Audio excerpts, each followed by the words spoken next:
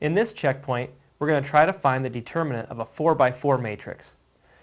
Here I've already put my matrix into my determinant form here with my bars on the outside.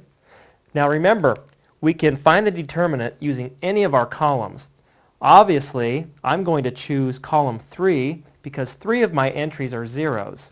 So, all I really need to do is start with this guy here, which is 5. But before I start, let's look at which entry of our matrix this is.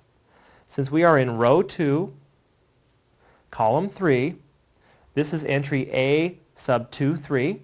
These are odd when you add those together. Therefore, my determinant is going to start with a negative 5 out in front.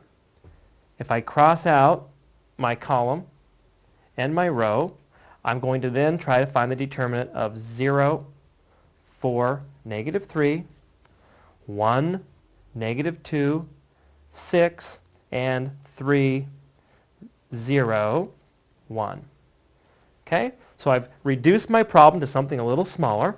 Now I need to find the determinant of this thing. Well, again, I'm going to go ahead and choose column 1 since I have a 0 entry. So let's start this thing.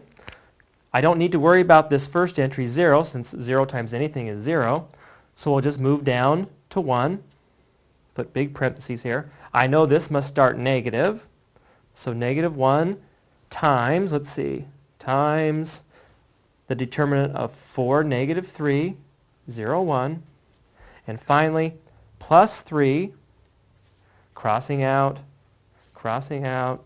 I get times the determinant of 4, negative 3, negative 2, 6. Now I need to put that all together.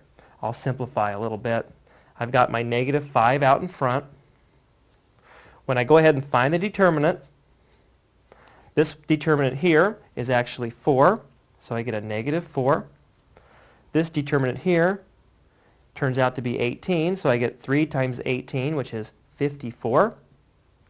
Simplifying, negative 5 times 50 gives me a negative 250. So the determinant of this big 4 by 4 matrix is the number negative 250. So the important thing to remember here is that you can expand the determinant around any of the columns. You might want to choose the one with the most zeros.